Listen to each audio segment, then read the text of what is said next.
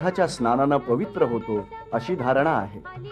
कल्लोळ तीर्थ ही एक प्रशस्त पुष्करणी असून देवी भवानीच्या स्वागतासाठी अनेक नद्यांच्या धारा इथं आल्यानं जो आवाज म्हणजेच कल्लोळ झाला, त्यामुळं ही पुष्करणी कल्लोळ तीर्थ या नावानं ओळखली जाते. येथील स्नानानं धन बुद्धी प्राप्त होते अशी श्रद्धा आहे. सिद्धिविनायक मंदिर.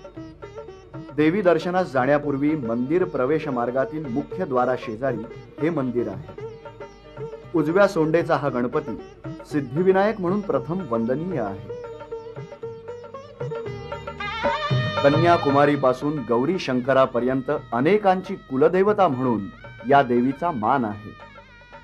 कृतयुगात अनुभूतीसाठी, त्रेतायुगात श्रीरामचंद्रांसाठी, द्वापार युगात धर्मराजांसाठी आणि कलियुगात छत्रपती शिवरायांना आशीर्वाद देणारी ही भवानी भक्त तारिणी वरप्रसादिनी आहे. दूर प्रदेशातून विविध धर्मांचे भाविक देवी भक्त इथं येऊन भावभक्तीनं श्री तुळजाभवानीची नित्य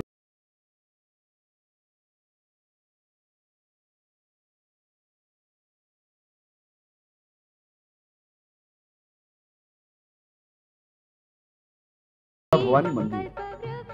मंदिराच्या दक्षिणेस असलेल्या पितळी दारातून मुख्य सभा मंडपात प्रवेश करता येतो. या दारास परमार दरवाजा म्हणतात. जगदेव परमार या महान देवी भक्तानं आपलं मस्तक 7 वेळा देवीला अर्पण केलं अशी श्लोक रचना या दारावर कोरली आहे.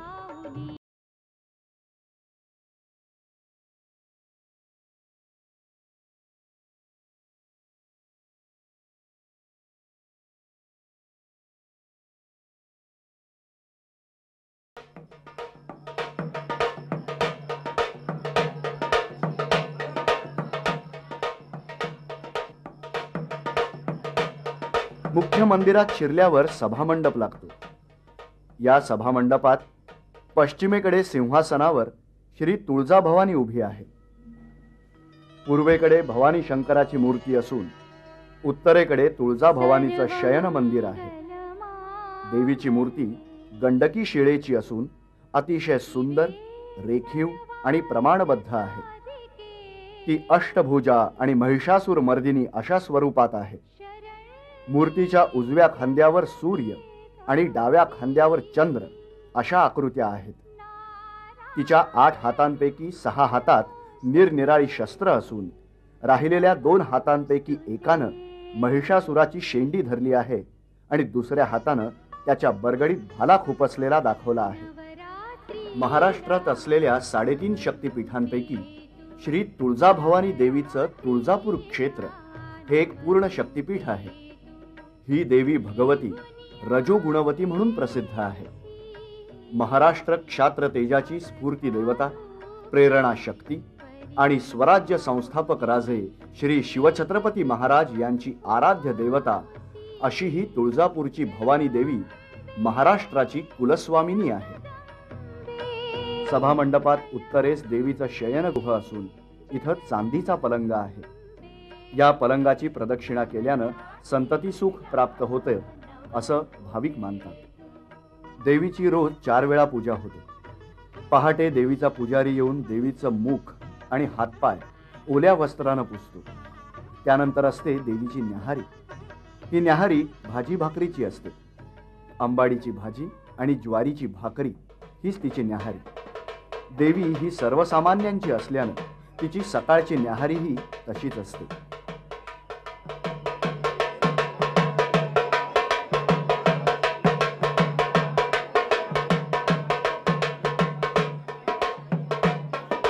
श्री भवानी शंकर. सभामंडपाच्या पूर्वेस असलेल्या चांदीच्या दारातून बाहेर येताच श्री भवानी शंकराचं दर्शन होतं. हे मंदिर हेमाडपंथी असून दोन्ही बाजूस साधकांसाठी ओटे आहेत. इथं संकट परिहारार्थ साधना केली जाते. इथून दक्षिणेस असलेल्या मार्गानं मंदिराच्या प्रांगणात यावं लागतं.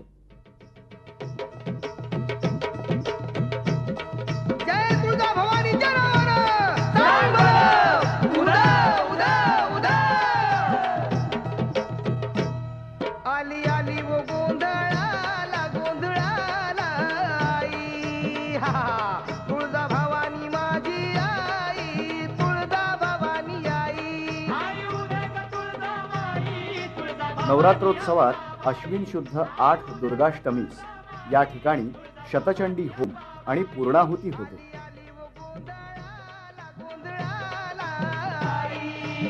मंदिराच्या प्रांगणात पूर्वाभिमुख ओवरीत श्री यमाई देवी, श्री नृसिंह, श्री खंडोबा तसंच श्री दत्त इत्यादी देवतांच्या मूर्ती भाविकांच्या साधनेसाठी प्रतिष्ठापना करण्यात आल्या आहेत.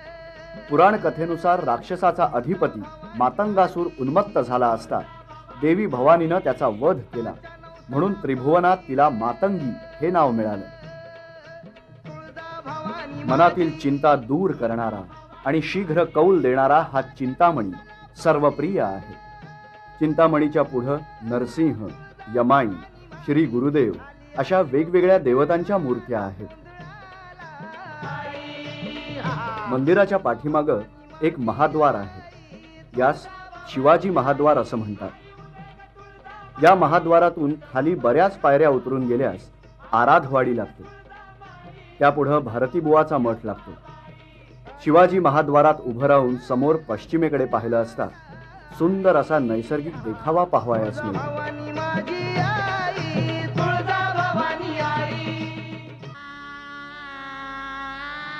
तुळजाभवानी मंदिराचे उंच उंच शिखर देवालय मनामध्ये भरते.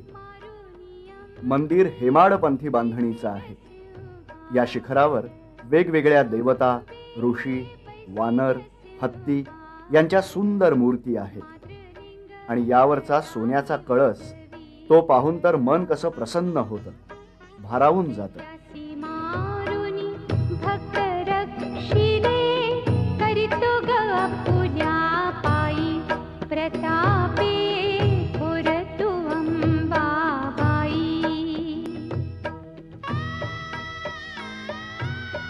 पर्यटकांच्या सोयीच्या दृष्टीनं तुळजापूर क्षेत्र परिसराचा विकास आणखी उत्तम प्रकारे कसा करता येईल याबद्दल आपले विचार मांडतायत महाराष्ट्र राज्याचे मुख्यमंत्री श्रीयुत विलासराव देशमुख.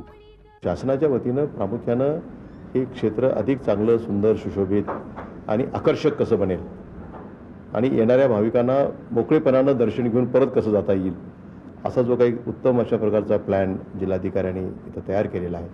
आणि मला असं वाटतं की येत्या 2-3 वर्षात त्याची पूर्णपणे अंमलबजावणी आम्ही करू शकू आणि त्यांना लागणारा आवश्यक निधी हा राज्य शासनाकडून निश्चितपणाने उपलब्ध करून दिला जाईल.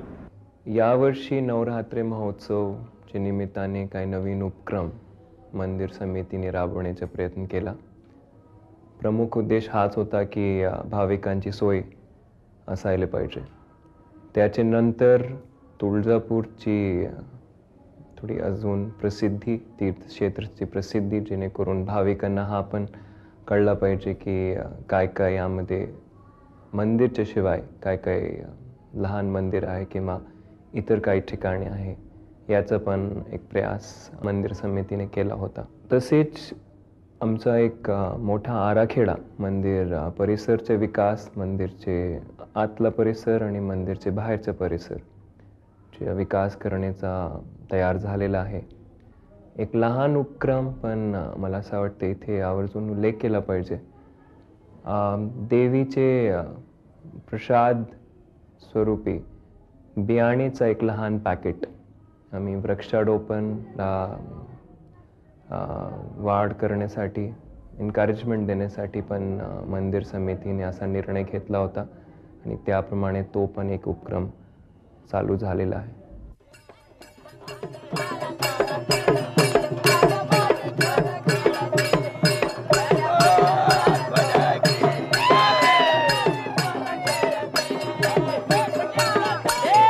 आई तुळजा भवानी गोंधळाला यावं, ही भाविकांची श्रद्धापूर्ण हाक मंदिर परिसरात घालण्यात येणाऱ्या गोंधळामधून देवीपर्यंत पोचवली जाते. गोंधळातून दिसते ती भाविकांची भवानीवरील श्रद्धा आणि त्यांची पापभीरू वृत्ती.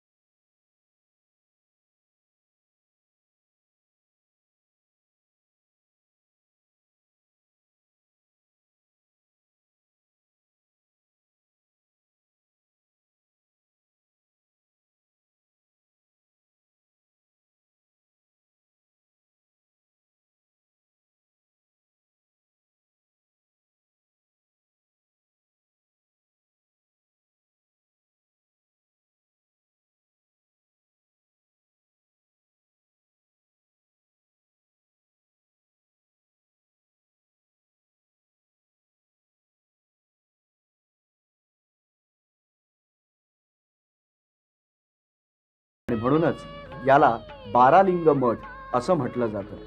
इथं पाण्याचा एक झरा आहे आणि मुख्य म्हणजे या इथलं पाणी कधीही आटत नाही. भवानी मंदिराच्या पश्चिमेकडील पायऱ्या उतरल्यानंतर थोड्या अंतरावर भारती बुवांचा मठ आहे. भारती बुवा हे शंकराचे अवतार आहेत आणि देवी भवानी त्यांच्याबरोबर सारीपाट खेळण्यास येत असत अशी भाविकांची श्रद्धा आहे. पहाटे पूजेच्या वेळी आजही तुळजा भवानी मंदिरातून देवीस हाक मारून पूजेला बोलवण्याची प्रथा आहे. मठाचा हा परिसर अतिशय शांत आणि प्रसन्न आहे.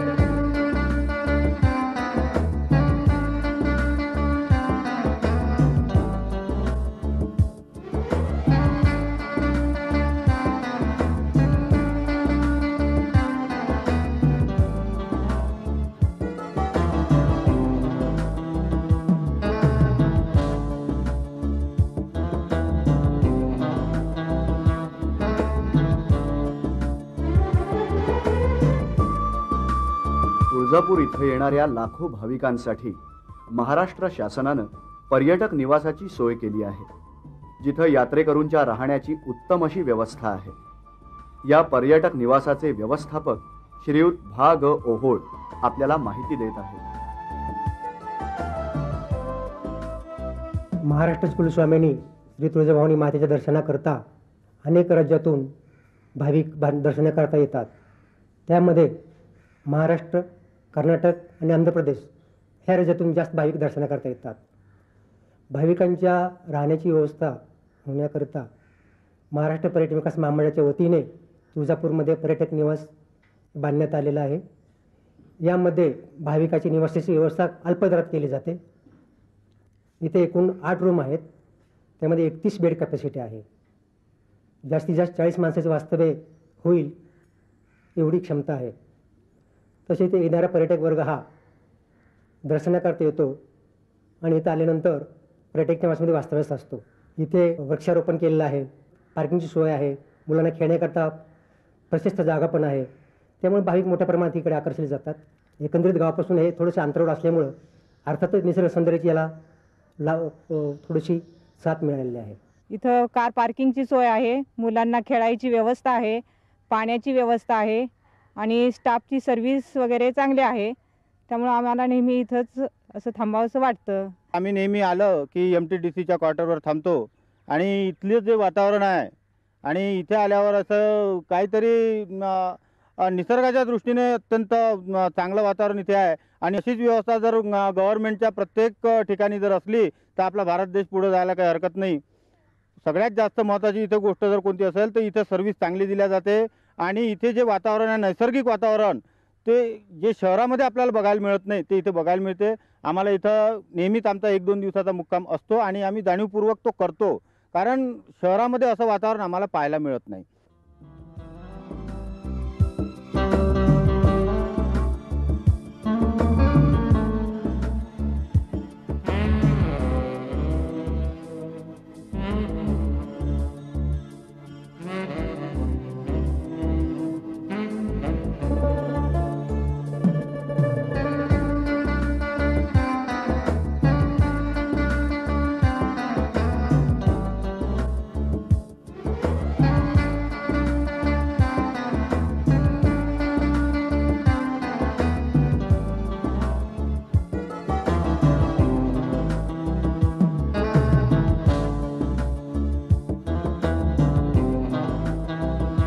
पर्यटक निवासाच्या जवळच बालाघाटचा नयनरम्य परिसर आपणास पाहावयास मिळतो.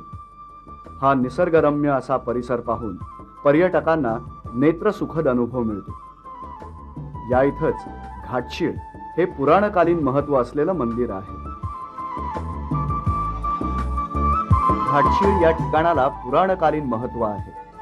प्रभू रामचंद्र सीता शोधार्थ भटकत असताना या शिळेवर भवानी मातेनं रामाची परीक्षा घेतली आणि इथून श्रीलंकेचा मार्ग दाखवून रामास आशीर्वाद दिला. असं हे ठिकाण तुळजापूरच्या नैऋत्येस बालाघाटच्या डोंगरकडेला निसर्गरम्य वातावरणात आहे.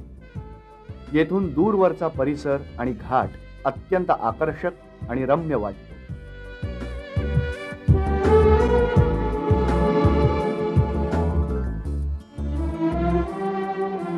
नवरात्रामध्ये 9 दिवस छत्रपती शिवाजी महाराजांनी घातलेले अलंकार वेगवेगळ्या रूपामध्ये देवीला घालून सगळ्या भक्तगणाला दर्शन होतं. या अलंकारामध्ये छत्रपती शिवाजी महाराजांना तलवार दिलेला अवतार, मुरलीचा अवतार, रथ अवतार, महिषासूर मर्दनी म्हणजे महिषासुराला मारलेला अवतार हा 9मी दिवशी, अष्टमी दिवशी असतो, दुर्गाष्टमी दिवशी. त्या दिवशी देवीला पाहिलं तर अगदी अक्षरशः देवीने राक्षसाला समक्ष वध केलेला आहे. धावून अंगावर आलेले आहे असं तिच्या चेहऱ्यावरती हावभाव असते. दुर्गाष्टमी दिवशी होम पेटवला जातो, पूर्णावती होते. त्याच्यानंतर 9मी दिवशी अजाबली दिला जातो आणि विजयादशमी दिवशी देवीची मूर्ती बाहेर काढून सीमोल्लंघन खेळली जाते. महाराष्ट्रामध्ये नाही, भारतामध्ये एवढे एकच देवस्थान असं आहे की ही चलमूर्ती आहे. या मूर्तीला उचललं जातं, गादीवरती झोपले जाते, तिला 108 साड्या नेसून देवीला पालंग पालखीमध्ये घालून सीमोल्लंघन खेळले जाते.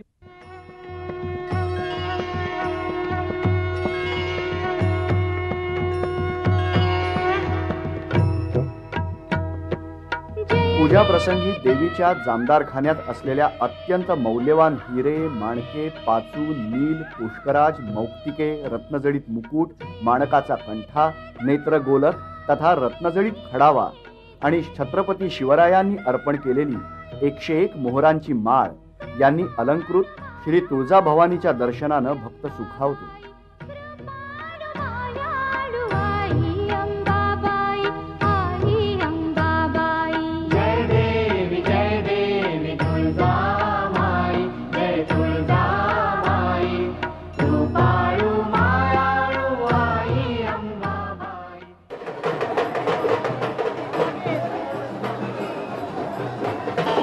प्रत्येक मंगळवारी आणि पौर्णिमेत सायंकाळच्या पूजेनंतर मंदिर प्रांगणात देवीचा छबिना काढण्यात येतो. पौर्णिमेच्या आदल्या दिवशी आणि दुसऱ्या दिवशी सुद्धा छबिना काढण्याची प्रथा आहे.